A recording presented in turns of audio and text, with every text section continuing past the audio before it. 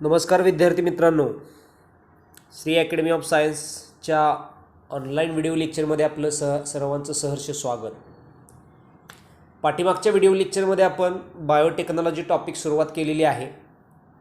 या बायोटेक्नॉलॉजी टॉपिकमध्ये आपण पाहिलेलं आहे की बायोटेक्नॉलॉजी ही एक बायोलॉजीची ॲप्लाइड ब्रांच आहे.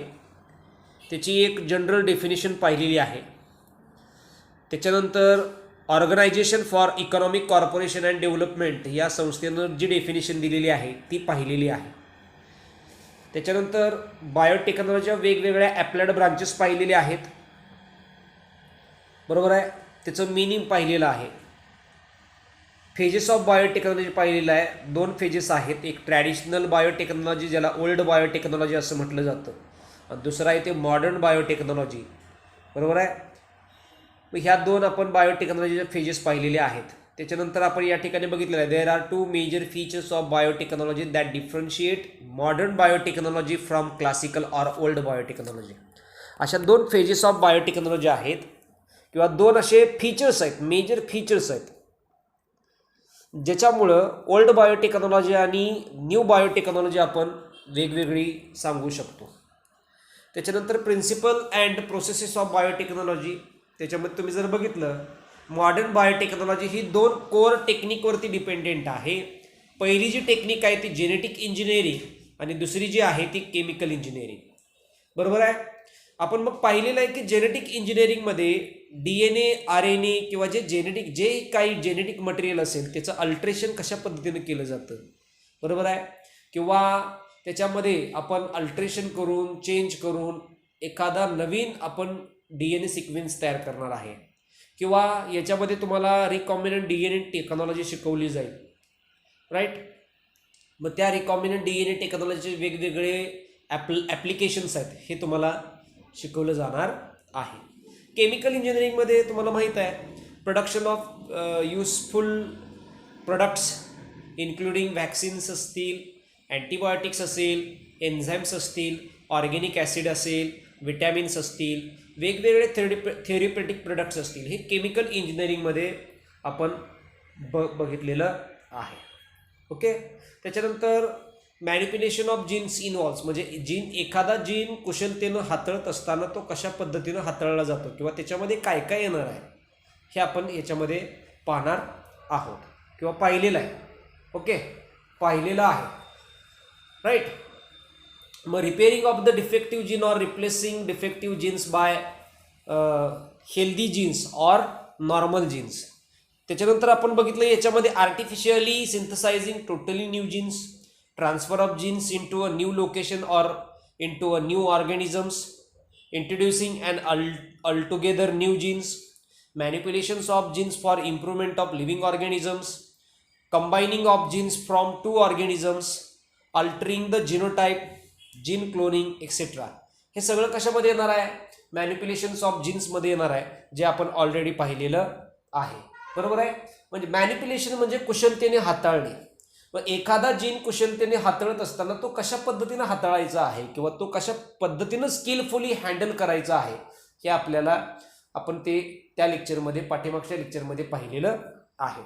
त्याच्यानंतर जेनेटिक इंजिनिअरिंग म्हणजे काय हे बघितलं. जेनेटिक इंजिनिअरिंग म्हणजे ट्रान्सजेनिक टेक्निकच्या मदतीनं आपण कशा पद्धतीनं नवीन लिव्हिंग ऑर्गॅनिझम्स किंवा नवीन लिव्हिंग प्लांट्स तयार केलेले आहेत हे बघितलेलं आहे. त्याच्यानंतर एक्झाम्पल्स ऑफ जेनेटिक मॉडिफिकेशन पाहिलेलं आहे. ओके, म्हणजे या स्लाइडपर्यंत आपण लास्ट व्हिडिओ डिस्कस केलेली आहे.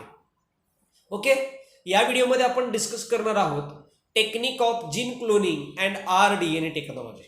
आता टेक्निक ऑफ जीन क्लोनिंग किंवा RDNA टेक्नॉलॉजीमध्ये तुम्ही जर बघितलं, टेक्निक ऑफ जीन क्लोनिंग म्हणजे मल्टिपल कॉपीज तयार करायचे आहेत. कोणाच्या मल्टिपल कॉपीज तयार करायच्या आहेत?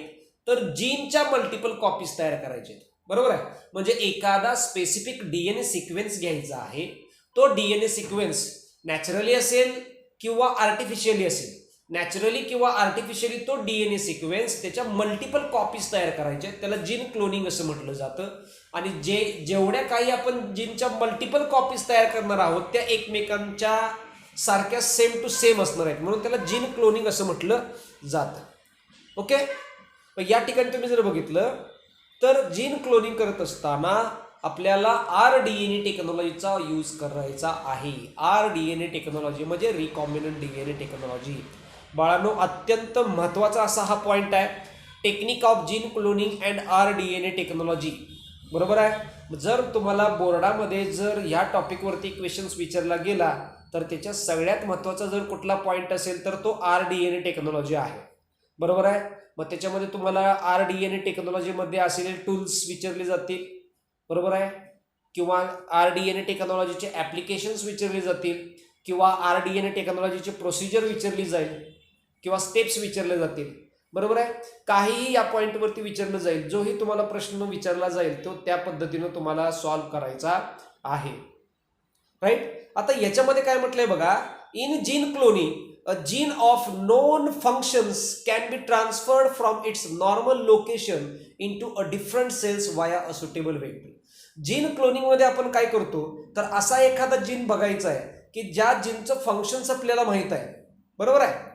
असा एखादा आपल्याला जीन पाहायचा आहे किंवा असा एखादा जीन आपल्याला स्क्रीन करायचा आहे की त्या स्क्रीन केलेल्या जीन्सचं फंक्शन्स आपल्याला माहित आहे. तो जीन्स ज्याचं फंक्शन्स आपल्याला माहित आहे तो काय करायचा तर त्याच्या नॉर्मल ठिकाणाहून, त्याच्या नॉर्मल लोकेशन, त्याची नॉर्मल जागा आहे त्या जागेवरून त्याला काढायचा आणि त्या जागेवरून काढून त्याला एखाद्या सुटेबल होस्टमध्ये टाकून किंवा एखाद्या सुटेबल वेक्टरच्या मदतीने एखाद्या सुटेबल होस्टमध्ये टाकायचा आहे. ओके. म्हणजे जीन क्लोनिंगमध्ये काय येतं, फॉर एक्झाम्पल मला काय वाटलं की समजा ह्युमन इन्सुलिन आयसोलेट करणारा जीन मी शोधून काढला, स्क्रीनिंग केलं त्याचं, आणि ह्युमन इन्सुलिन डिराईव्ह करणारा जो जीन आहे त्याचं मी स्क्रीनिंग केल्यानंतर मी त्याचं काय केलं, मला समजलं की हा जो जीन आहे एक स्पेसिफिक DNAचं सेगमेंट आहे ज्याला आपण जीन असं म्हणणार आहे. तो काय करतो तर ह्युमन इन्सुलिन तयार करण्यासाठी त्या ठिकाणी त्याचं फंक्शन्स आहे. मग तो जीन त्याचं फंक्शन्स मला माहीत झालेलं आहे. मग मी काय करणार तर तो जीन मी त्याच्या नॉर्मल ठिकाणाहून मी तो काढणार आणि सुटेबल वेक्टरमध्ये टाकणार आणि त्याला होस्ट सेलमध्ये मल्टिप्लाय करणार आहे. ओके. हे सगळं जीन क्लोनिंगमध्ये केलं जातं. Next, the transferred gene is replicate normally and is handed over the next progeny.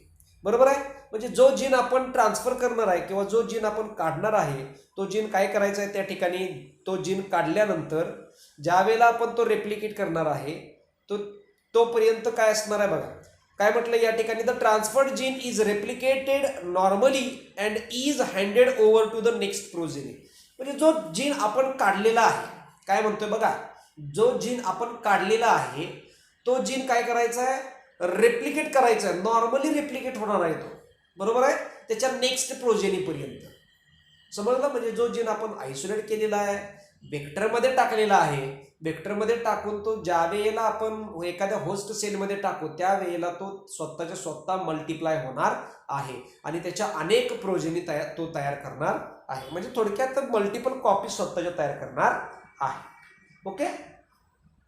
त्याच्यानंतर बघा, tools and techniques for gene cloning or RDNA technology. बरोबर आहे. RDNA टेक्नॉलॉजीमध्ये, रिकॉम्बिनंट DNA टेक्नॉलॉजीमध्ये टूल्स आणि टेक्निक्स, वापरल्या जाणाऱ्या टूल्स आणि टेक्निक्स आपण बघणार आहोत. ओके. मग त्याच्यामध्ये बघा, पहिला, the basic requirement for the techniques are. या RDNA टेक्नॉलॉजीमधली बेसिक रिक्वायरमेंट कुठली तर पहिला, डिफरंट इन्स्ट्रुमेंट. आपण वेगवेगळे इन्स्ट्रुमेंट वापरतो, वेगवेगळे मशिनरीज वापरत असतोय. बरोबर आहे. मग त्याच्यामध्ये तुम्ही जर बघितलं तर जेल इलेक्ट्रोफोरेसिस वापरणार आहे आपण, पेपर क्रोमॅटोग्राफी वापरतो. बरोबर आहे. किंवा तुम्ही जर बघितलं PCR वापरतो, PCR मशीन वापरतो, पॉलिमरेज चेन रिॲक्शन मशीन वापरणार त्या ठिकाणी. ओके. असे अनेक इन्स्ट्रुमेंट आहेत जे आपण रिकॉम्बिनंट DNA टेक्नॉलॉजीसाठी वापरणार आहोत. मग हे त्या ठिकाणी आपल्याला पाहायचं आहे. सो मॅक्रोमॉलिक्यूल म्हणजे लार्ज क्वांटिटीजमध्ये असणारे. Macro means large molecule. Okay. Macromolecule such as DNA, RNA, proteins are synthesised in the living cells.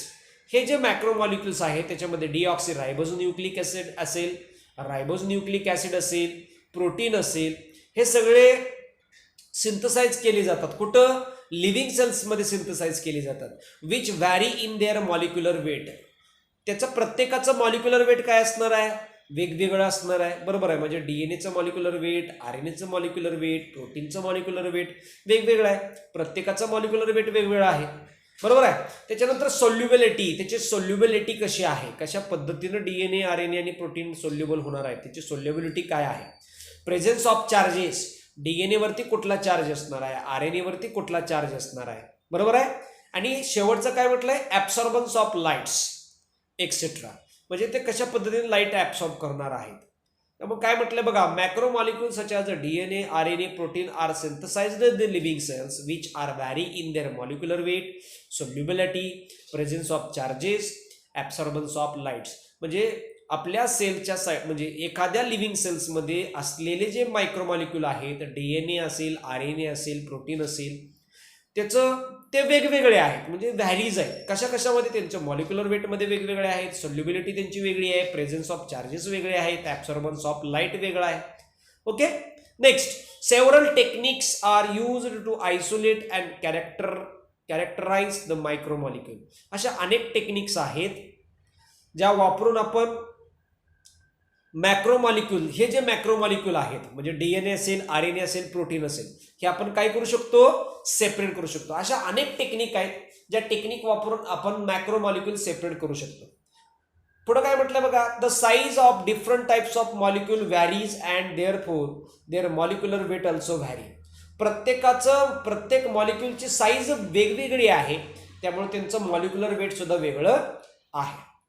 Next, the techniques used on the basis of molecular weight are gel permeation, osmotic pressure, ion exchange, chromatography, spectroscopy, mass spectroscopy, electrophoresis.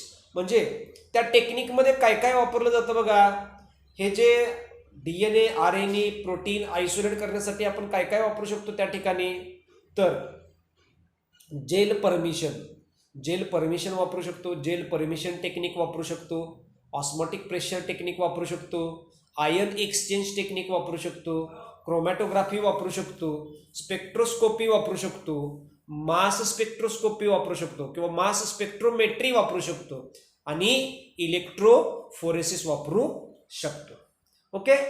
मग ह्या techniques आपण DNA, RNA, protein हे जे living सेल्समध्ये असलेले जे मॅक्रोमॉलिक्यूल आहेत ते आयसोलेट करण्यासाठी आपण वापरू शकतो. पुढे काय म्हटलंय बघा, आता इलेक्ट्रोफोरेसिस. आता ही इलेक्ट्रोफोरेसिस जी आहे ती आपल्या सिलेबसमध्ये डिटेल दिलेली आहे. डिटेल म्हणजे या ठिकाणी त्याची थोडक्यात माहिती सांगितलेली आहे. Electrophoresis is the separation of charged molecule by applying and electric field. सगळ्यात महत्त्वाचं सेंटेन्स आहे इलेक्ट्रोफोरेसिसच्या बाबतीत. तुम्हाला ज्या वेळेला प्रश्न विचारला जाईल, write a note on gel electrophoresis, त्यावेळेला तुम्हाला त्याच्यावरती लिहिता यायला पाहिजे. इलेक्ट्रोफोरेसिस ही अशी एक टेक्निक आहे ज्याच्या मदतीनं चार्ज्ड मॉलिक्यूल्सचा वापर करून चार्ज्ड मॉलिक्यूल्स आपण सेपरेट करू शकतो इलेक्ट्रिक फील्डचा वापर करून. फॉर एक्झाम्पल तुम्ही जर बघितलं तर डीएनए हा जो आहे तो निगेटिव्हली चार्ज्ड आहे. बरोबर आहे.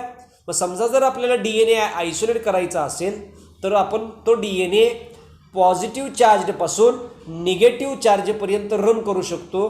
काय करून, तर इलेक्ट्रिक फील्ड अप्लाय करून. So electrophoresis the separation of charged molecule by applying and electric field. Electrophoresis ही अशी एक टेक्निक आहे, त्या टेक्निकमध्ये आपण चार्ज्ड मॉलिक्यूल सेपरेट करू शकतो इलेक्ट्रिक फील्ड अप्लाय करून. Okay. Next, it is applied for separation of DNA, RNA and protein. कशासाठी अप्लाइड करू शकतो, तर त्या इलेक्ट्रोफोरेसिसच्या मदतीनं आपण डीएनए सेपरेट करू शकतो, आरएनए सेपरेट करू शकतो, प्रोटीन सेपरेट करू शकतो. Okay. Next, DNA beings negatively charge. Right, मी तुम्हाला सांगितलेलं आहे डीएनए हा निगेटिव्ह चार्ज आहे. मायग्रेट्स टू ॲनोड, म्हणजे तो काय करतो तर कॅथोड पासून ॲनोड पर्यंत मूव्ह होऊ शकतो. म्हणजे पॉझिटिव्ह चार्ज पासून तो निगेटिव्ह चार्जकडे जाऊ शकतो. Right. So DNA begins negatively charge, migrates to anode. DNA हा निगेटिव्ह चार्ज आहे, त्यामुळे तो ॲनोडकडे मायग्रेट होतो. बरोबर आहे. Next, small fragment of DNA molecule move faster and the separate faster. बरोबर आहे. जर डीएनएचा छोटा मॉलिक्यूल असेल तर तो डीएनएचा मॉलिक्यूल छोटा असलेला डीएनएचा मॉलिक्यूल हा जर असेल तर तो इलेक्ट्रोफोरेसिसमध्ये फास्ट मूव्ह होतो आणि फास्ट सेपरेट होतो. बरोबर आहे. अगदी सोपं सेंटेन्स आहे.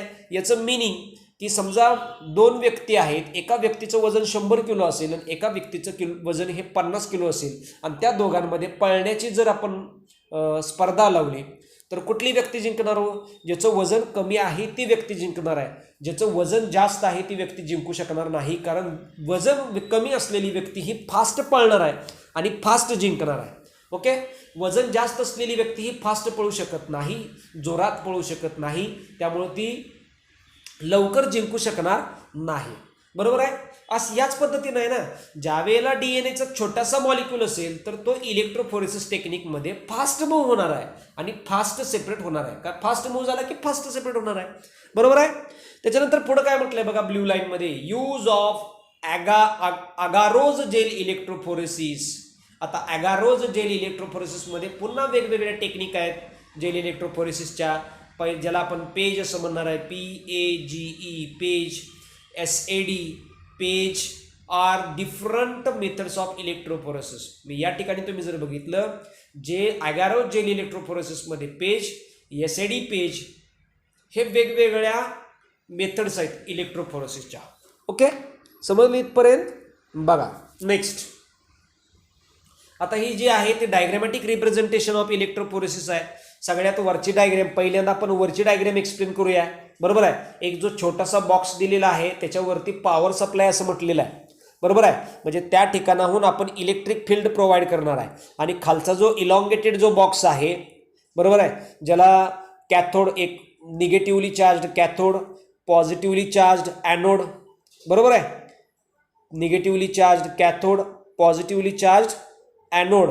राईट. त्याच्यानंतर इलेक्ट्रोफोरेटिक बफर, त्याच्यामध्ये आपण एक केमिकल टाकलेलं असणार आहे ज्याला इलेक्ट्रोफोरेटिक बफर असं म्हणणार आहे आपण. बरोबर आहे. आणि एक इफेन ड्रॉप ट्यूब, बारकी छोटीशी ट्यूब दाखवलेली आहे या ठिकाणी. त्याला आपण त्याच्या सॅम्पलच्या शेजारी एक ट्यूब दाखवलेली आहे, त्याला इफेन ड्रॉप ट्यूब असं म्हणायचं आणि त्या ट्यूबमध्ये सॅम्पल असणार आहे.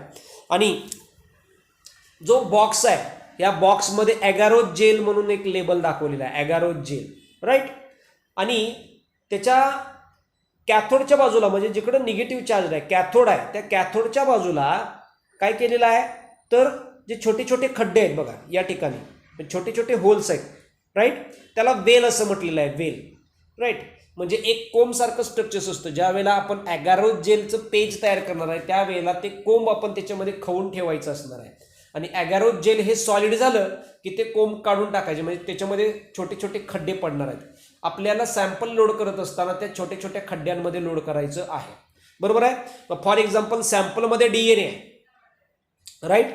आणि सॅम्पलमध्ये DNA तो वेलमध्ये लोड केला. आता या ठिकाणी 3 वेल आहेत. बरोबर आहे. 3 वेल आहेत. मग 3 वेल आहेत, त्या 3 वेलमध्ये आपण काय केलेलं आहे, त्या 3 वेलमध्ये आपण DNA सॅम्पल लोड केला. बरोबर आहे. कुठल्या बाजूला? कॅथोडकडं. कॅथोड म्हणजे काय आलं, निगेटिव्हली चार्ज आला. बरोबर आहे. कॅथोड निगेटिव्हली चार्ज आला. बरोबर आहे. DNA हा निगेटिव्हली चार्ज आहे. आता DNA आपण त्या वेलमध्ये टाकला आणि पॉवर सप्लाय सुरू केला, इलेक्ट्रिक फील्ड सुरू होणार आहे. आणि इलेक्ट्रिक फील्ड सुरू झाल्यानंतर नंतर काय होईल तर DNA हा निगेटिव्हली चार्ज आहे. तो DNA कुठं मूव्ह होणार आहे? पॉझिटिव्हली चार्जकडे मूव्ह होणार आहे. कुठं जाईल तो? पॉझिटिव्ह चार्जकडे जाणार आहे. बरोबर आहे. म्हणजे निगेटिव्हकडून तो पॉझिटिव्हकडे जाणार आहे. Right. So negatively charge move towards the positive charge. हा जो DNA लोड केलेला आहे वेलमध्ये, तो वेलमध्ये लोड केलेला DNA हा निगेटिव्ह चार्जकडून पॉझिटिव्ह चार्जकडे जाणार आहे. आणि ही प्रोसेस कंप्लीट झाल्यानंतर खालची डायग्रॅम दिली आहे बघा. राईट. खालची डायग्रॅम दिलेली आहे. त्याच जेलमध्ये काय म्हणतोय बघा, त्याच जेलमध्ये हे जे बँड दिसतात ना, छोटे छोटे ब्ल्यू, लाईट ब्ल्यू कलरचे हे जे बँड दिसणार आहेत तुम्हाला, हे जे बँड दिसत आहेत, तर DNA मॉलिक्यूल सेपरेट झालेला आहे. बरोबर आहे. मग बघा, निगेटिव्ह चार्ज कडे असलेले हे जे DNAचे छोटे छोटे स्टँड आहेत. बरोबर आहे. कॅथोडकडं किंवा निगेटिव्ह चार्जकडं असलेले हे जे DNAचे छोटे छोटे चार्ज आहेत त्यांचं मॉलिक्युलर वेट जास्त असणार आहे. सो हाय मॉलिक्युलर वेट स्पेसिस. बरोबर आहे. म्हणून काय असणार आहे, ते कॅथोडकडे राहिलेले आहेत. आणि लो मॉलिक्युलर वेट ॲनालिसिसमध्ये पॉझिटिव्हकडे आलेले हे जे तुम्हाला काय दिसणार आहेत, तर डीएनएचे जे बँड दिसतील, बँड छोटे छोटे बँडेज जे बँड दिसणार आहेत ते तुम्हाला ॲनोडकडे दिसणार आहेत, आहे की नाही. म्हणजे डीएनए कुठून कुठं रन झाला बाळांनो, तर कॅथोडकडून तो ॲनोडकडे रन झालेला आहे आणि मग डीएनए आपल्याला सेपरेट झालेला आहे. त्याच्या मॉलिक्युलर वेटनुसार, मॉलिक्युलर वेट जर जास्त असेल तर तो पाठीमागं राहणार आहे. म्हणून या ठिकाणी म्हटलंय हाय मॉलिक्युलर वेट स्पेसिस, आणि एखाद्याचं मॉलिक्युलर वेट कमी असेल तर तो पुढे जाणार आहे लो मॉलिक्युलर वेट ॲनालिसिस, अशा पद्धतीनं. ओके, या डायग्रॅमवरून तुम्ही समजून घ्यायचं, डायग्रॅम व्यवस्थित ऑब्झर्व करायचे आहे. नेक्स्ट बघा, जेल इलेक्ट्रोफोरेसिसची डायग्रॅम आहे, जेल इलेक्ट्रोफोरेसिसचीच डायग्रॅम आहे. त्याच्यामध्ये कन्क्लुजनमध्ये काय म्हटलंय बघा, पहिली डायग्रॅम दिलेली आहे, मेक अ जेल. पहिल्यांदा आपल्याला जेल तयार करायचं आहे, बरोबर आहे. जेल तयार करत असताना आपण त्या ठिकाणी ॲगारोज वापरणार आहे, ॲगारोज जेल वापरणार आहे. ॲगारोज जेल जेल आपल्याला वापरायचा आहे. ॲगारोज हा अल्गीमधून मिळवला जातो, जो सॉलिडिफाईड एजंट्स म्हणून वापरला जाणार आहे. त्याच्या मदतीनं आपल्याला ॲगारोज जेल तयार करायचं. दुसरा पॉईंट काय म्हटलंय, ऑप्टेन प्रिपेअर डीएनए सॅम्पल्स. नंतर काय करायचं आहे, आपल्याला एखाद्या प्लांट स्पेसिसमधून डीएनए आयसोलेट करायचा आहे. फॉर एक्झाम्पल आपण बनाना प्लांटमधला डीएनए आयसोलेट केला तर तो आपला डीएनए सॅम्पल झाला. ओके, तो डीएनए सॅम्पल त्या ठिकाणी ॲगारोज जेल ज्या वेळेला सॉलिडिफाईड होईल, बरोबर आहे, त्यावेळेला त्याच्यामध्ये लोड करायचा. आता या ठिकाणी पहिल्या डायग्रॅममध्ये पाठीमागं या ठिकाणी कांगव्यासारखं स्ट्रक्चर दिसते, हे वालं वरचं पहिल्या डायग्रॅम मेक अ जेलची डायग्रॅम जी आहे तिथं कांगव्यासारखं स्ट्रक्चर दिसते, बरोबर आहे. कांगव्यासारखं स्ट्रक्चर्समध्ये काही ठिकाणी खड्डा असणार आहे आणि काही ठिकाणी उंच भाग असणार आहे. मग ह्या कांगव्यासारख्या स्ट्रक्चर्समुळं आपण ज्या वेळेला जेल लोड करत असतो त्यावेळेला, ज्या वेळेला जेल आपण लोड करणार आहे त्यावेळेला हे कांगव्यासारखं स्ट्रक्चर्स वेल्स तयार करतात. वेल, WELL, हे वेल तयार करतात आणि त्या वेलच्या मदतीनं आपल्याला ते कांगव्यासारखं स्ट्रक्चर जर काढलं, ज्याला आपण कोंब असं म्हणतो, कोंब, हे कोंब जर काढलं तर आपल्याला मोकळ्या वेल दिसतात. त्या वेलमध्ये आपल्याला डीएनए सॅम्पल लोड करायचा आहे. डीएनए सॅम्पल हा जेल इलेक्ट्रोफोरेसिसवरती रन होत असताना तो जो डीएनए आहे हा कशातून रन होणार आहे, जेलच्या आतमधून रन होणार आहे, जेल वरती रन होणार नाही. समजून घ्या तुम्ही बाळांनो. डीएनए सॅम्पल ज्या वेळेला ॲगारोज जेल इलेक्ट्रोफोरेसिसवरती रन होत असताना तो जेलच्या आतमधून त्याची मुवमेंट दिसणार आहे. जेलच्या आतमधून त्याची मुवमेंट होणार आहे, जेल वरून नाही किंवा जेलच्या खालून नाही. त्याची मुवमेंट ही जेलच्या आतमधून होणार आहे. Okay, so load sample into gel, right. आता हा जो डीएनए आहे जो आपण बनाना प्लांटमधून काढलेला आहे त्याचं सॅम्पल जे आहे ते आपण या ठिकाणी लोड केलेलं आहे. आता हा जो पेज आहे, ॲगारोज जेलचं जे पेज आहे ते आपण काय करायचं आहे, तर या पॉवर सप्लायला कनेक्ट करायचं आहे, राईट. निगेटिव्ह चार्ज येणार आहे आणि पॉझिटिव्ह चार्ज येणार आहे. हे दोन्ही निगेटिव्ह चार्ज आणि पॉझिटिव्ह चार्ज काय करायचे, बाइंड बरोबर त्या मशीनला कनेक्ट करायचे, जेणेकरून आपल्याला परफेक्ट पॉवर सप्लाय मिळणार आहे. आणि पॉवर सप्लाय सुरू झाला की काय होणार आहे, आपला जो डीएनए आहे तो आपण निगेटिव्ह चार्जकडे काय केलेला आहे, आपला जो डीएनए आहे तो आपण निगेटिव्ह चार्जकडं किंवा निगेटिव्ह साईडला आपण लोड केलेला आहे. डीएनएवरती स्वतः डीएनए हा स्वतः निगेटिव्हली चार्ज आहे, तो निगेटिव्ह साईडला लोड केला आणि पॉवर सप्लाय जर सुरू केला तर इलेक्ट्रिक फील्डचे मॉलिक्युल्स निगेटिव्ह चार्जकडून पॉझिटिव्हकडे जातील ना, आणि निगेटिव्हकडून पॉझिटिव्हकडे जात असताना हा जो डीएनए निगेटिव्हली चार्ज आहे तो निगेटिव्हकडून पॉझिटिव्हकडे जाणार आहे, तो सुद्धा निगेटिव्हकडून पॉझिटिव्हकडे या ठिकाणी दिले बघा, राईट. तो कॅथोडकडून ॲनोडकडे जाणार आहे, बरोबर आहे. तो कॅथोडकडून ॲनोडकडे जाणार आहे, राईट. आणि ही प्रोसेस कंटिन्यू एक ठराविक वेळ जी आहे, एक स्टँडर्ड जो टाइम दिलेला आहे तर स्टँडर्ड टाइमपर्यंत आपण काय करायचं आहे, फॉलो करायचं आहे. आणि एक स्टँडर्ड टायमिंग संपलं की आपल्याला ती मशीन जी आहे पॉवर सप्लाय ऑफ करायचं आहे. पॉवर सप्लाय ऑफ केल्यानंतर ते जे पेज आहे ते पेज काय करायचं आहे, आपल्याला इथिडियम ब्रोमाइडमध्ये वॉश करायचं आहे. इथिडियम ब्रोमाइड हे स्टेन आहे, बरोबर आहे. इथिडियम ब्रोमाइड हे स्टेन आहे, त्या स्टेनच्या मदतीनं आपल्याला ते वॉश करायचं आहे, राईट. आणि त्या स्टेनमध्ये आपण वॉश केल्यानंतर या पद्धतीनं आपल्याला ब्ल्यू कलरमध्ये आपल्याला त्या अशा पद्धतीनं डीएनएचे फ्रॅगमेंट्स दिसणार आहेत. त्यामुळे त्या ठिकाणी चौथी डायग्राम दिली होती, separate fragments by electrophoresis. By applying the electric field, right. 5 नंबरची डायग्राम बघा. Stain DNA fragments and measure distance. DNA fragments आपल्याला स्टेन करायचं आहे. कशामध्ये स्टेन करायचं आहे बाळांनो? इथिडियम ब्रोमाइडमध्ये स्टेन करायचा आहे, राईट. आणि मग स्टेन केल्यानंतर आपल्याला अशा पद्धतीनं जसं ह्या पेजवरती DNAचे ब्ल्यू कलरचे जे बँड आहेत त्या पद्धतीनं आपल्याला ते बँड त्याच्यावरती दिसणार आहेत. आणि त्या बँडचा जो डिस्टन्स आहे तो आपल्याला मेजर करायचा आहे, बरोबर आहे, राईट. कॅथोडकडं जे बँड्स असतील म्हणजे निगेटिव्ह चार्जकडं जे बँड्स असतील त्यांचं मॉलिक्युलर वेट जास्त आहे आणि ॲनोडकडं जे असतील त्यांचं मॉलिक्युलर वेट कमी आहे असं समजायचं आहे. आणि त्याच्यावरनं आपल्याला को रिलेशन डिस्टन्स टू साईज म्हणजे साईज आणि डिस्टन्सचं आपल्याला को रिलेशन करायचं आणि त्याचं ग्राफिक रिप्रेझेंटेशन करायचं आहे. So 6 prepare a standard curve determining the fragment size. Okay, standard curve आपल्याला तयार करायचा आहे जो स्टँडर्ड साईज आपल्याला डिटरमाइन करणार आहे. अशा पद्धतीने हे जेल इलेक्ट्रोफोरेसिसचं कन्क्लुजन आहे. तुम्हाला ज्या वेळेला शॉर्ट नोट्स विचारले जाईल त्यावेळेला बाळांनो या ठिकाणाहून तुम्हाला लिहिता यायला पाहिजे. Electrophoresis is the separation of charge molecules by applying an electric field. Second point, it is applied for the separation of DNA, RNA and protein. Third point, DNA binds. आता या ठिकाणी आपण DNA सेपरेट करतोय कोणाच्या मदतीनं? Gel इलेक्ट्रोफोरेसिसच्या मदतीनं. So DNA beings negatively charge migrates to anode. Okay, next, small fragments of DNA molecules move faster and the separate faster. Use of agarose gel electrophoresis PAGE or SAD page are different methods of electrophoresis. हे सगळे point ह्याच्यामध्ये यायला पाहिजे. याची diagram जर तुम्हाला काढता आली तर खूप छान आहे. हे डायग्रॅमॅटिक रिप्रेझेंटेशन दिलेलं आहे. हे डायग्रॅमॅटिक रिप्रेझेंटेशन तुम्ही समजून घ्यायला पाहिजे. ओके, त्याच्यानंतर पुढं काय म्हटलंय बघा. आता हे जेल इलेक्ट्रोफोरेसिस झालं म्हणजे डिफरंट डिव्हायसेसमध्ये आपण पहिला डिव्हाइस कुठला बघितला बघा. डिफरंट इन्स्ट्रुमेंट और डिव्हायसेसमध्ये आपण पहिला डिव्हाइस कुठला बघितला तर जेल इलेक्ट्रोफोरेसिस पाहिलेला आहे. Okay, what is mean by gel electrophoresis? Separation of charged molecules. Separation of charged molecules by applying electric field. Electric field applied करून चार्ज मॉलिक्यूल सेपरेट करण्याच्या प्रोसेसला जेल इलेक्ट्रोफोरेसिस असं म्हटलं जातं. ओके, नेक्स्ट जो point आहे तो पॉलिमरेज चेन रिॲक्शन आलेला आहे. पॉलिमरेज चेन रिॲक्शनला जो टर्मिनॉलॉजी वापरले शॉर्टकट आहे PCR, राईट. तुम्हाला बोर्डाच्या एक्झाममध्ये प्रश्न पडेल, right a note on polymerase chain reaction. No problem, no doubt, सरळ दिलेला आहे. पण तुम्हाला असा जर प्रश्न विचारला right note on PCR technique. PCR technique म्हणजे दुसरं काही नाही, पॉलिमरेज चेन रिॲक्शन्स असणार आहे.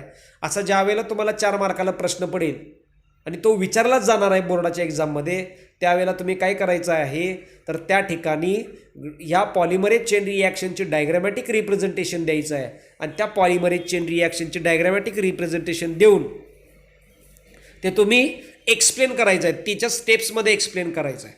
मग काय म्हटलं बघा या पॉलिमरेज चेन रिॲक्शनमध्ये? Polymerase chain reaction that is a PCR is a device used for gene cloning or gene multiplication in vitro. Polymerase chain reaction हे असं एक साधन आहे ज्या साधनच्या मदतीनं आपण जीन क्लोनिंग किंवा जीन मल्टिप्लिकेशन आर्टिफिशियली लॅबमध्ये करू शकतो, बरोबर आहे. It is not a natural process, it is a synthetic process or it is a artificial process. ही जी पॉलिमरेज चेन रिॲक्शन प्रोसेस आहे ही नॅचरली नाही तर ही एक सिंथेटिक प्रोसेस आहे किंवा याला आपण काय म्हणू शकतो एक ही नॅचरल प्रोसेस आहे. सॉरी, एक ही नॅचरल प्रोसेस नाही, बरोबर आहे. ही एक नॅचरल प्रोसेस नाही तर पॉलिमरेज चेन रिॲक्शनच्या मदतीनं आपण ज्या वेळेला जीन क्लोनिंग करणार आहे किंवा जीन मल्टिप्लिकेशन करणार आहे त्यावेळेला ही एक सिंथेटिक प्रोसेस आली, आर्टिफिशियल प्रोसेस आहे. पॉलिमरेज चेन रिॲक्शन ही जी टेक्निक आहे किंवा ही जी मशीन आहे ते नॅचरली ऑपरेट होत नाही, ही आर्टिफिशियली मॅनमेड आहे, बरोबर आहे, सिंथेटिक आहे.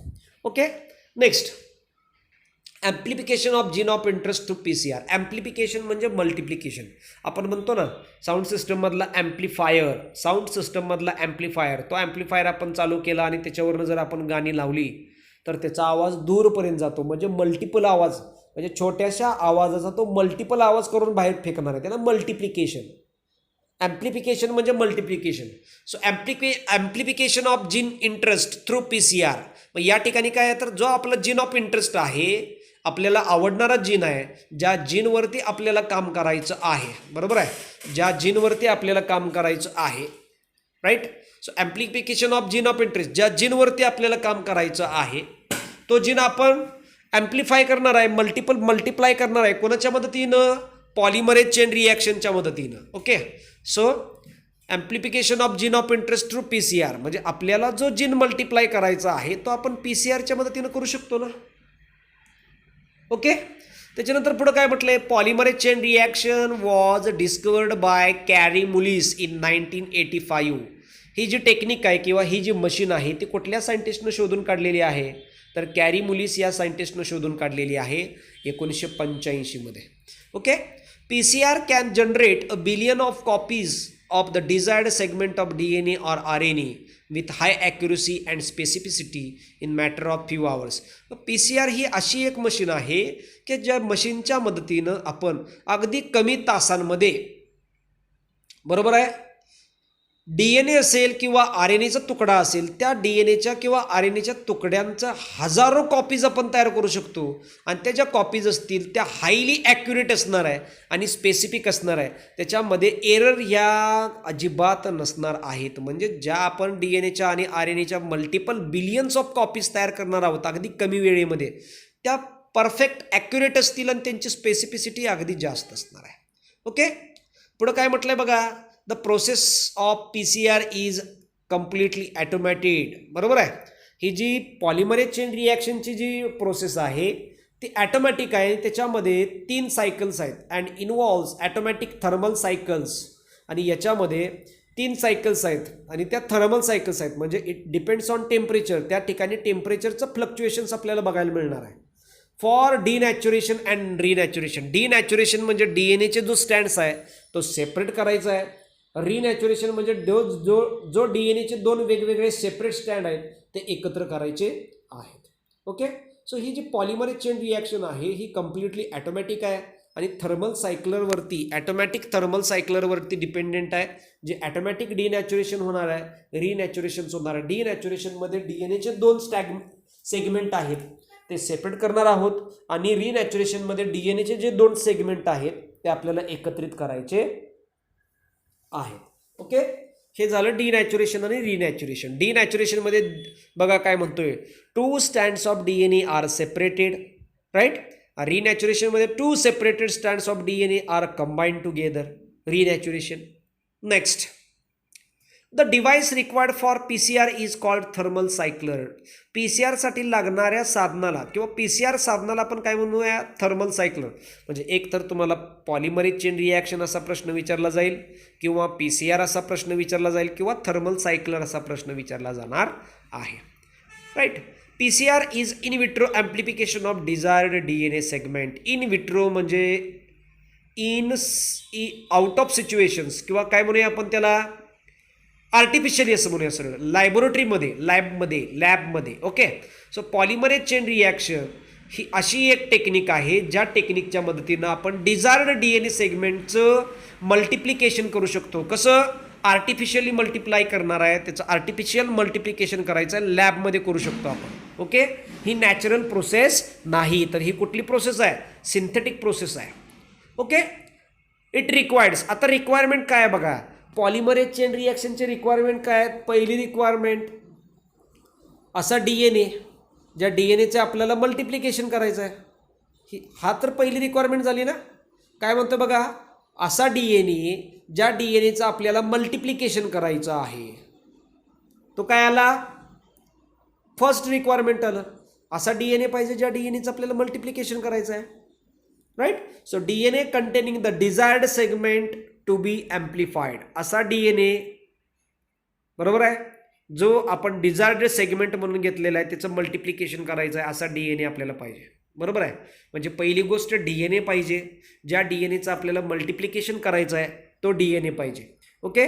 त्याच्यानंतर दुसरा, सेव्हरल मॉलिक्युल ऑफ 4 डिऑक्सिरायबोज न्यूक्लिओटाइड. बरोबर आहे. म्हणजे असे अनेक मॉलिक्युल पाहिजेत डिऑक्सी रायबोज न्यूक्लिओटाइड ट्रायफॉस्फेट्सचे, ज्याला आपण DNTP असं म्हणणार आहे. या DNTPमध्ये ATP, GTP, CTP, राईट, अशा पद्धती चारीचे चारी molecule adenine, guanine, thymine, cytosine हे चारीचे चारी मॉलिक्यूल या ठिकाणी आपल्याला पाहिजे. So several molecule of 4 ribonucleoside triphosphate.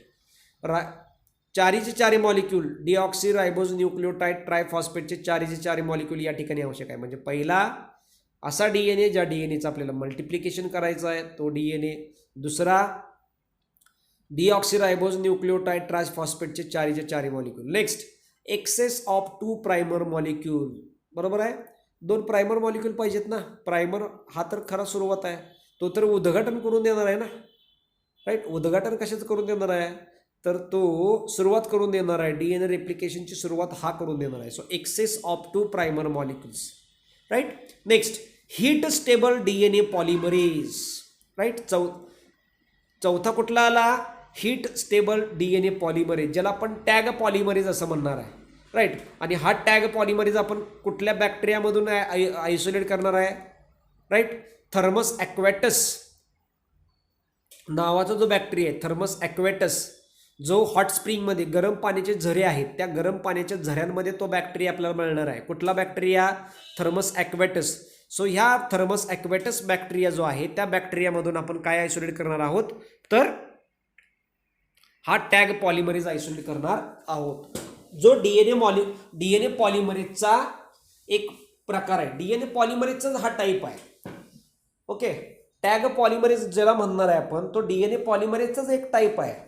पण तो गरम पाण्याच्या झऱ्यांमध्ये असणाऱ्या ज्या बॅक्टेरिया आहेत त्या बॅक्टेरियामध्ये सापडणार आहे, म्हणून आपण त्याला टॅग पॉलिमरेज असं म्हणणार आहे. आता बघा ना, आपली पॉलिमरेज चेन रिॲक्शन ही टोटल थर्मल सायकलर आहे. त्या ठिकाणी थर्मल टेम्परेचरचं फ्लक्च्युएशन्स होणार आहे की नाही. आणि त्याच्यात जर आपण साधा DNA पॉलिमरेज वापरला आणि टेम्परेचर जर चेंज झालं तर काय होईल, ते जे एन्झाईम आहे, ते जे DNA पॉलिमरेज नावाचं जे एन्झाईम आहे ते फंक्शनलेस होईल ना. त्यामुळं आपण साधं DNA पॉलिमरेज वापरण्याच्या ऐवजी आपण टॅग पॉलिमरेज वापरणार. म्हणजे टेम्परेचर कितीही कमी जास्त झालं तिथं कसल्याही पद्धतीचा परिणाम होणार नाही. आणि जो 5वी रिक्वायरमेंट आहे तो appropriate quantities of Mg++ ions. त्या ठिकाणी DNA सिंथसाइज करण्यासाठी Mg++ आयन्स महत्त्वाचे आहेत. ओके, म्हणजे अशा पद्धतीनं रिक्वायरमेंट आहे. पहिला आहे तो डिझायर DNA ज्याचं आपल्याला मल्टिप्लिकेशन करायचं आहे. दुसरा सगळ्या प्रकारचे DNTPs ज्याच्या मदतीनं आपल्याला DNAचे स्टँड्स तयार करायचे आहेत. त्याच्यानंतर तिसरा primer molecule. Right, 2 primer molecule लागणार आहेत. दोन्ही स्टँडला 2 प्रायमर मॉलिक्यूल लागणार आहेत. त्याच्यानंतर पुढचा heat stable DNA polymerase. Heat stable DNA polymerase म्हणजे आपण त्या ठिकाणी टॅग पॉलिमरेज वापरणार आहे. त्याच्यानंतर appropriate quantities of Mg++ ions. हे सगळे आपले पॉलिमरेज चेन रिॲक्शनसाठी लागणारे सगळे काय झालेले आहेत हे तर रिक्वायरमेंट्स झालेले आहेत. बघा या ठिकाणी ही पॉलिमरेज चेन रिॲक्शनची मशीन आहे. काय आहे ही पॉलिमरेज चेन रिॲक्शनची मशीन आहे. अशा प्रकारची मशीन्स असणार आहे. राईट, खाली डिस्प्ले दिलेला आहे, त्याच्या खाली ऑपरेटिंग बटन्स आहेत. या बटनच्या साह्यानं आपल्याला ऑपरेट करायचं आहे. राईट, वरच्या बाजूला जी एक कॅव्हिटी दिलेली आहे त्याच्यामध्ये आपण इफेन ड्रॉप ट्यूब्स ठेवू शकतो. छोटे छोटे ट्यूब्स असतात, बरोबर आहे. त्या ट्यूबमध्ये DNA टाकायचा, DNTPs टाकायचे, Mg++ आयन्स टाकायचं, प्रायमर टाकायचे, सगळे DNTPs टाकायचे आणि मग ह्याच्यात ठेवून दिलं की ही जी मशीन आहे ती थर्मल सायकलर 30 ते 32 वेळा चालवणार आहे. बरोबर आहे. आणि मग आपल्याला एका DNA मॉलिक्युल्सच्या आपल्याला किंवा एका DNA सेगमेंट्सच्या बिलियन्स ऑफ DNA सेगमेंट्स आपल्याला मिळणार आहेत. ती ही मशीन आहे. ओके, पहिली काही पॉलिमरेज चेन रिॲक्शनची machine. Polymerase chain reaction machine या पद्धतीनं असणार आहे. राईट, या ठिकाणी दिलं आहे बघा PCR सिस्टम 9700. ओके, नाव आहे त्याचं. सो ही पॉलिमरेज चेन रिॲक्शनची मशीन आहे. ओके, आता मेकॅनिझम बघा. मेकॅनिझम आपण पाहिलेल्या पॉलिमरेज चेन रिॲक्शन म्हणजे काय, त्याच्या रिक्वायरमेंट्स. आता आपल्याला बघायचं मेकॅनिझम म्हणजे how polymerase chain reaction works. Polymerase chain reaction कशा पद्धतीनं काम करणार आहे हे आपण बघणार आहोत. मग बघा, at the start of PCR the DNA segment and excess of 2 primer molecules 4-deoxyribose nucleoside triphosphate and thermostable DNA polymerase are mixed together in epidrap tube and the following operations are performed sequentially. म्हणजे काय करायचं आहे तर polymerase chain reaction सुरुवात करायच्या आधी सगळे requirement एका ट्यूबमध्ये टाकून ठेवायचे. थोडक्यात जेवढे सगळे रिक्वायरमेंट आहेत ते सगळे एका ट्यूबमध्ये टाकून ठेवायचे. मग तेवढे सगळे जे रिक्वायरमेंट आहेत ते ट्यूबमध्ये टाकून ठेवल्यानंतर आता रिक्वायरमेंट काय काय असणार आहेत. पहिली रिक्वायरमेंट DNA सेगमेंट, दुसरं 2 प्रायमर मॉलिक्यूल, तिसरी रिक्वायरमेंट 4 डिऑक्सिरायबोज न्यूक्लिओसाइड ट्रायफॉस्फेट आणि चौथी थर्मोस्टेबल DNA पॉलिमरेज राईट आणि Mg++ आयन्स. या पाचीच्या पाची रिक्वायरमेंट इपेंड्रॉप ट्यूबमध्ये टाकून ठेवायच्या आणि ही इपेंड्रॉप ट्यूब या ठिकाणी दिलेल्या वरच्या या ठिकाणी जे छोटे छोटे कॅव्हिटीज दिसतात ना त्या कॅव्हिटीजमध्ये टाकून ठेवायच्या आहेत. तिथं टाकल्यानंतर पुढं मग पहिली स्टेप घडणार आहे. पहिली स्टेप्समध्ये काय होणार आहे the reaction mixture is heated to a temperature 90 to 98 degree Celsius to separate 2 strands of desired DNA. बरोबर आहे. मग हे सगळं एका ट्यूबमध्ये टाकून ठेवल्यानंतर पहिली स्टेप्स घडणार आहे डिनॅच्युरेशन स्टेप घडणार आहे. डिनॅच्युरेशन म्हणजे काय separation of 2 stands from each other. दोन वेगवेगळे DNAचे स्टँड्स एकमेकांपासून सेपरेट होणार आहेत त्याला डिनॅच्युरेशन असं म्हणायचं आहे. मग हे डिनॅच्युरेशन होत असताना काय होणार आहे तर ज्या वेळेला ती इपेंड्रॉप ट्यूब आपण मशीनमध्ये ठेवणार आहोत. मशीनमध्ये ठेवल्यानंतर सुरुवातीला त्या मशीनचं तापमान वाढणार आहे आणि तापमान कितीपर्यंत वाढणार आहे 90 to 98 डिग्री सेल्सिअस 90 ते 98 डिग्री सेल्सिअसपर्यंत तापमान वाढणार आहे. आणि तापमान वाढल्यामुळं त्या DNAच्या 2 स्टँड्समधले जे वीक हायड्रोजन बॉन्ड आहेत ते वीक हायड्रोजन बॉन्ड हाय टेम्परेचरमुळं ब्रेकडाऊन होणार आहेत आणि 2 DNAचे स्टँड्स हे एकमेकांपासून सेपरेट होणार आहेत. त्या प्रोसेसला डिनॅच्युरेशन असं म्हणायचं आहे. त्यामुळे या ठिकाणी दिलेलं आहे step first the reaction mixture is heated to a temperature that is 90 to 98 degree Celsius to separate 2 strands of DNA. This is called denaturation. इथपर्यंत कोणाला काय प्रॉब्लेम आहे का आहे का पुढे बघूया. स्टेप सेकंड मध्ये ॲनिलिंग येणार आहे. ॲनिलिंग म्हणजे DNAचे 2 स्टँड सेपरेट झाल्यानंतर त्या ठिकाणी प्रायमर्स जॉईन केली जातात त्याला ॲनिलिंग असं म्हणायचं आहे. आणि हे ॲनिलिंग होत असताना टेम्परेचर कमी होणार आहे 90 ते 98 डिग्री सेल्सिअस पासून खाली येणार आहे. कितीपर्यंत येणार आहे 40 ते 60 डिग्री सेल्सिअस पर्यंत येणार आहे. बघा the mixture is allowed to cool at 40 to 60 degree Celsius that permits pairing of the primer to the complementary sequence in DNA. This steps is called annealing right. म्हणजे एकदा डिनॅच्युरेशन झालं पहिल्या स्टेप्समध्ये पहिल्या स्टेप्समध्ये डिनॅच्युरेशन झाल्यानंतर काय होणार आहे त्या ठिकाणी ॲनिलिंग होणार आहे. बरोबर आहे ॲनिलिंग होणार आहे आणि ॲनिलिंग होत असताना टेम्परेचर किती येणार आहे 40 to 60 डिग्री सेल्सिअसपर्यंत येणार आहे 40 to 60 डिग्री सेल्सिअसपर्यंत. बरोबर आहे. मग बघा the mixture is allowed to cool that permit pairing of the primer to the complementary sequence in DNA. This steps is called annealing. म्हणजे पहिल्यांदा हीट डिनॅच्युरेशनमध्ये DNAचे 2 स्टँड्स एकमेकांपासून सेपरेट झालेले आहेत. सेपरेट झाल्यानंतर पुन्हा काय असणार आहे तर सेकंड स्टेप जी ॲनिलिंग आहे. ॲनिलिंगमध्ये पॉलिमरेज चेन रिॲक्शन मशीनचं टेम्परेचर 40 to 60 डिग्री सेल्सिअसपर्यंत येणार आहे.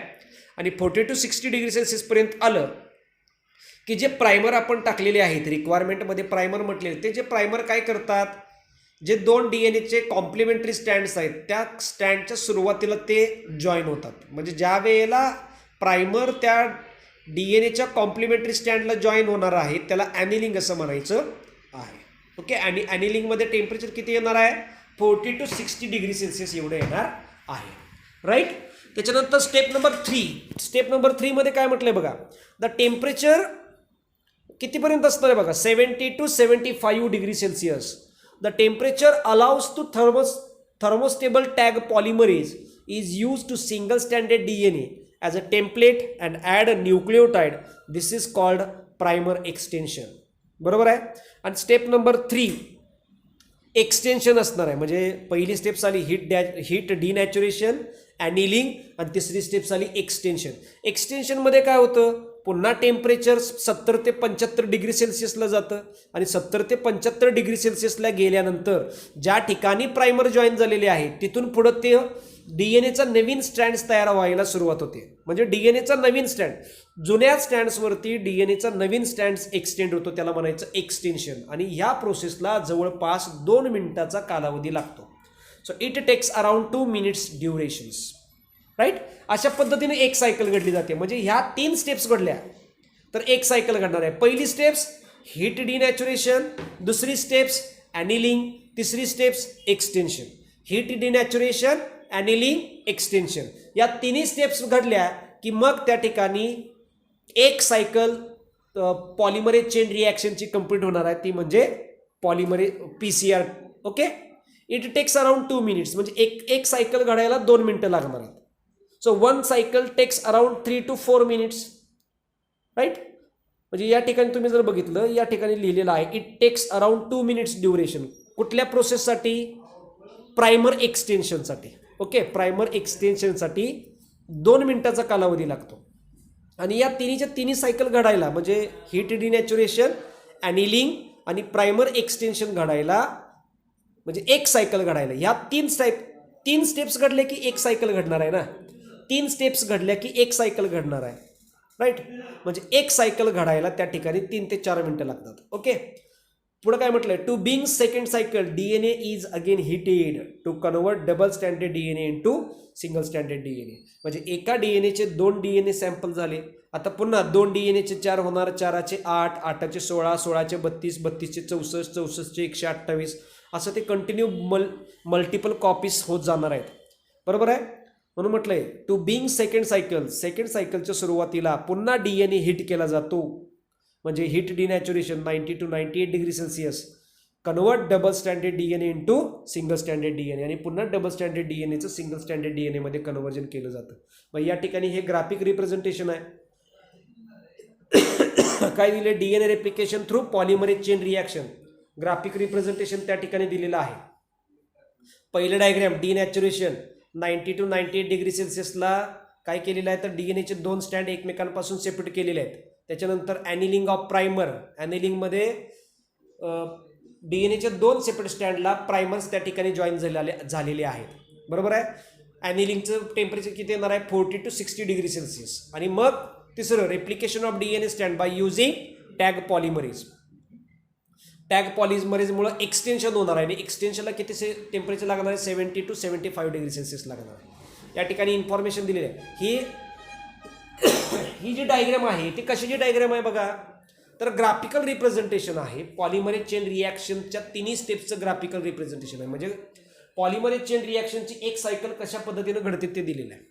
या ठिकाणी म्हटले Thermus aquaticus is a bacterium that lives in hot spring and hydrothermal vents and Taq polymerase was identified as an enzyme able to withstand the protein denaturation condition high temperature required during PCR. Therefore, it is replaced the DNA polymerase from E. coli originally used in PCR. Tag polymerase आपण साधा त्या ठिकाणी DNA polymerase वापरू शकतो साधा. पण साधा DNA polymerase वापरला तर टेम्परेचरच्या फ्लक्च्युएशनमुळे तो फंक्शनलेस होणार आहे. राईट. टेम्परेचरच्या फ्लक्च्युएशन्समुळं तो जो एन्झाईम आहे तो फंक्शनलेस होणार आहे. त्याच्यामुळं आपण त्या ठिकाणी थर्मस ॲक्वॅटिकस नावाचा जो बॅक्टेरिया आहे जो गरम पाण्याच्या झऱ्यांमध्ये आपल्याला बघायला मिळतो.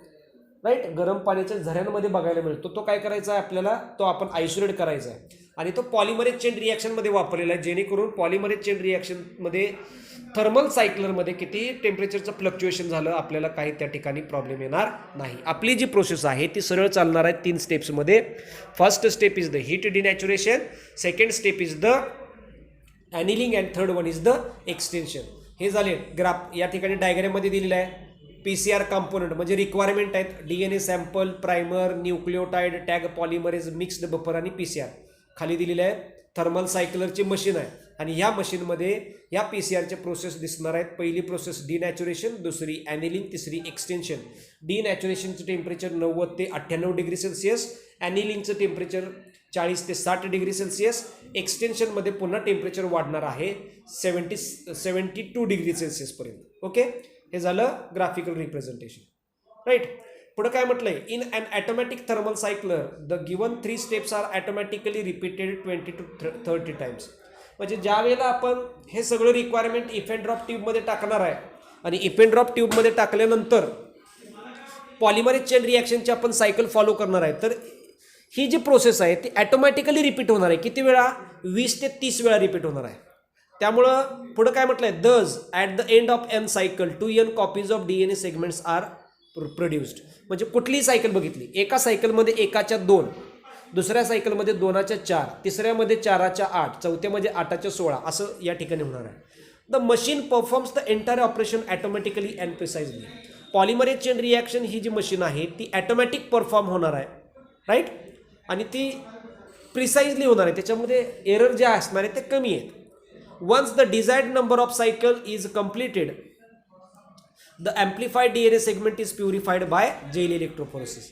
एकदा का आपली पॉलिमरेज चेन रिॲक्शनची स्टेप्स पूर्ण झाली की आपण तो जो DNA आहे तो जेल इलेक्ट्रोफोरेसिसच्या मदतीने आयसोलेट करायचा आहे. After its sequencing the amplified DNA segment can be inserted in to cloning vector. Sequencing झाल्यानंतर जो आपला ॲम्प्लिफाईड DNA आहे तो क्लोनिंग व्हेक्टरमध्ये आपण मल्टिप्लाय करायचा आहे, बरोबर आहे. अशा पद्धतीनं आपण डिझायर्ड जीनचं काय करू शकतो, जीन बँक करून स्टोअर करू शकतो, राईट. या ठिकाणी दिलेलं आहे पॉलिमरेज चेन रिॲक्शनच्या स्टेप्स दिलेल्या आहे. First, a DNA molecule with a target sequence to be copied in heated to 90 degree Celsius denature it, right. दुसरा, when the mixture cools artificially synthesized primer bound to the single stranded DNA. Third, heat resistance DNA polymerase uses DNTPs synthesize new strands of DNA. Fourth, the process is repeated doubling the amount of DNA. And fifth, by repeating the process many copies of original DNA can be produced in short time. अशा पद्धतीने हे polymerase chain रिॲक्शनमध्ये घडणाऱ्या ज्या cycles आहेत 3 steps आहेत. Heat denaturation, annealing, extension, त्याचं graphic representation दिलेलं आहे. आणि एका DNA कॉपीच्या मदतीनं एक DNA फ्रॅगमेंट्सच्या मदतीनं आपण त्या ठिकाणी DNAचे थाउजंड्स ऑफ फ्रॅगमेंट्स त्या ठिकाणी सिंथसाइज करू शकतो. ओके, या व्हिडिओमध्ये आपण या ठिकाणी थांबणार आहोत. जर काही प्रॉब्लेम असेल तर मला कॉन्टॅक्ट करायचा आहे किंवा मेसेज करा. नेक्स्ट व्हिडिओमध्ये आपण बायोलॉजिकल टूल्स पाहणार आहोत.